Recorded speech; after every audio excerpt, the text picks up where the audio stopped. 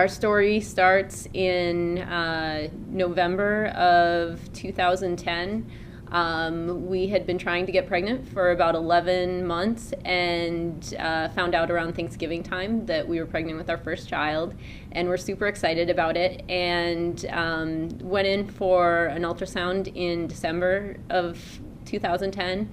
Everything looked fine. We had a little baby with a heartbeat. Everything looked completely normal. And then on January 4th of 2011, we went in for a typical appointment and found out that our child no longer had a heartbeat and had passed away. And that day, we basically went on to have another ultrasound just to confirm where our child was at and what had happened. And in the process of that, in just kind of dealing with everything, just a little funny story in the middle of it, we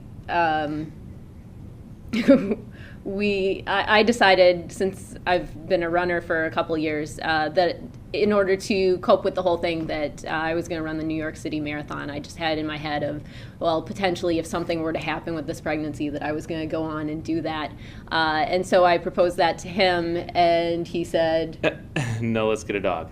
And so 2 weeks later, we got a dog, and I ended up running 3 marathons that year because we went on to, so we had a DNC procedure the next day. I wanted to get, just basically kind of move on as much as possible. I was working in a high-stress job at the time and hated the idea of having to pass my child while I was at work. And so we had a DNC the next day.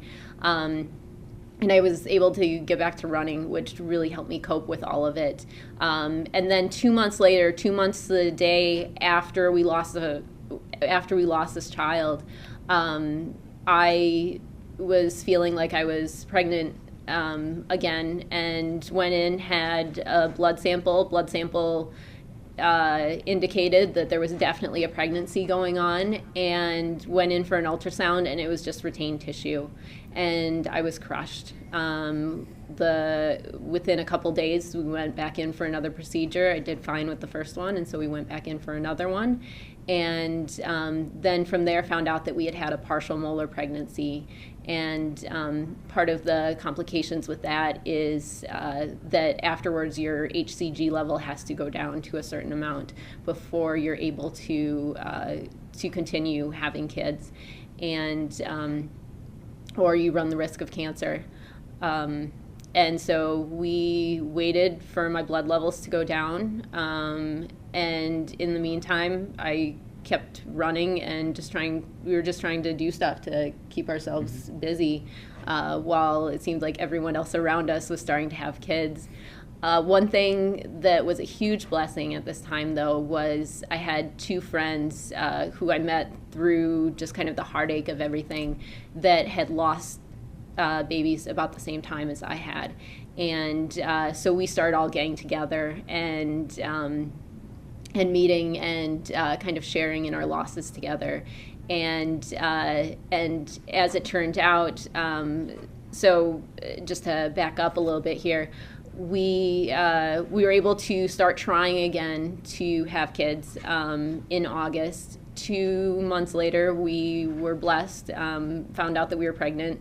Again, really hoped that it would stick this time and that this baby would stay around. We knew that we had a 1 in 100 chance of losing another child.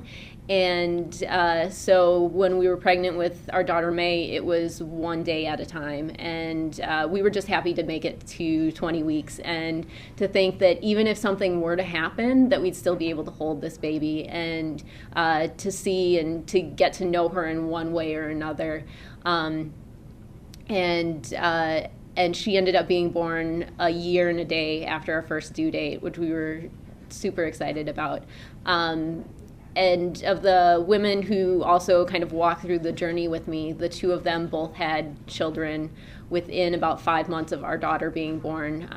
They are now they have now given birth to second children. We're in the process of adopting, and we get together for play groups pretty much weekly. I sent them a message before we came and did this, and just kind of sent love their way.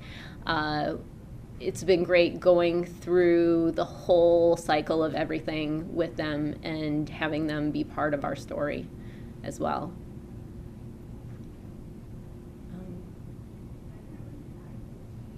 When we're talking about ways that other people dealt with our loss, I kind of joke that I got more jewelry for my miscarriage than I did for my wedding. People were really supportive, knowing that it was our first child. And okay, let's go, man. Should I just keep on going? Yeah. Okay. Just give him a sec to. Things happen. They're so sweet. Oh, she's super easygoing. She's funny story. But sorry, I shouldn't ramble about other stuff. But she didn't cry when she was born. She was like, even then, was just completely laid back. And so, and I guess this is part of our loss story too, is I have felt a strong call to adopt ever since I was a teenager. And after it took us 11 months the first time, we just figured, I don't want tests run. I don't want anything. I just want to move forward with the adoption and go from there. I don't want to deal with anything else. And then after we had the loss as well, we still felt that like if we weren't pregnant by Christmas time, we were ready to fill out adoption paperwork, because I just didn't want to go through all of that again. And so when she was born and she didn't cry at all, to me, my husband was worried about it, but to me, I'm thinking, oh my gosh, I never thought that we'd make it this far. Like, I was just blown away that I had a child there that I could hold and love and have as part of our lives. I'm trying to think of the other questions that might. I missed some of your interview. So Okay. Some of it was your community supportive for you? Yeah, I think our community was relatively supportive. I mean, it was hard because we were in the stage of life, and still are, when people are getting pregnant, and so it was hard to see on time and time again on Facebook of someone's pregnant, or especially, just seeing that people were pregnant and thinking, and even people who weren't necessarily trying to get pregnant, like they're pregnant and they're all excited about it, and I'm just like, wow, I really wish that was me right now. And so when we did get pregnant, and I was carrying May, I made a statement on Facebook and just said, I'm not going to post a lot of pictures of this pregnancy, because I want to be sensitive to those moms who have lost babies or who are struggling to get pregnant. And it was interesting because I did have a couple people come forward, and some people didn't understand it, but other people came forward and just said, hey, thank you for doing that, because we're really struggling with this right now as well. Then with moving forward, I've never felt completely right saying that I just have one child. My first child had a heartbeat. We just had a hunch that she was a girl. We have nothing to confirm that.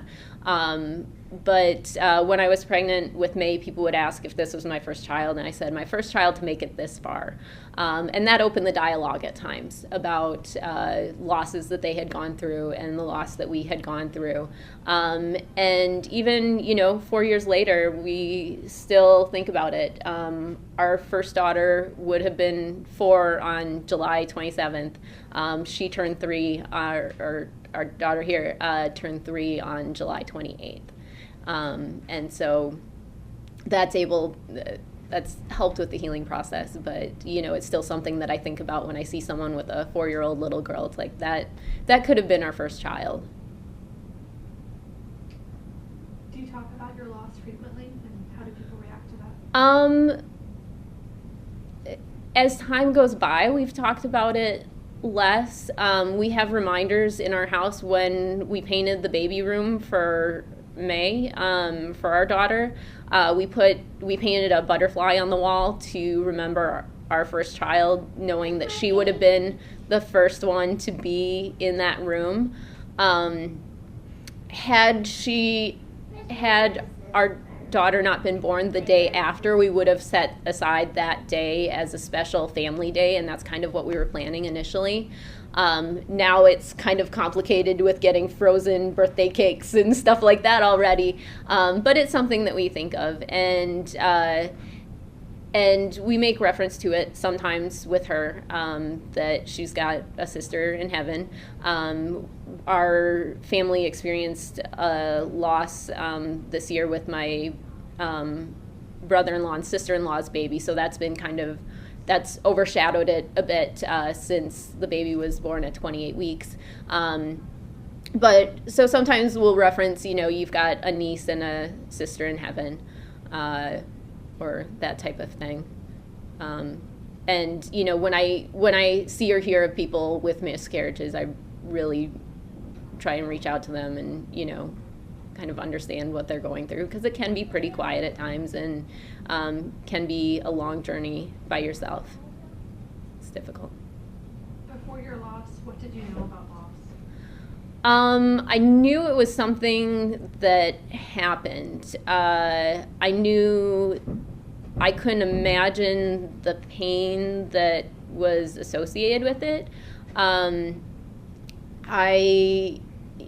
Honestly, I probably kind of tiptoed around people who did have a loss, especially early on in my pregnancy, because I was so afraid that would happen to me as well. And, in some ways you don't want to know all the details of it, because you don't want to deal with, you don't want to face the possibility that could be you as well. I remember early on in my first pregnancy, there was someone that I knew who had HELLP syndrome and who delivered a baby at 22 weeks, and it was, I had no idea how to talk to her or what to say, and part of my fear and reluctance with that was, oh my gosh, I really hope that doesn't happen to me, and it still does.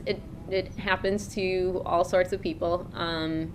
But they stay a part of our lives. I wear a bracelet. I guess this is part of our story too. I wear a bracelet. I referred to our first child as micro baby since she was so small when I was carrying her. And so I've got this bracelet that I always wear that says, "I'll carry your heart with me forever, micro baby," with a heart on it. And that's something that my neighbor gave me after we lost the child. And it's just something that I keep with me, and something that's a part of us. It's part of our story now.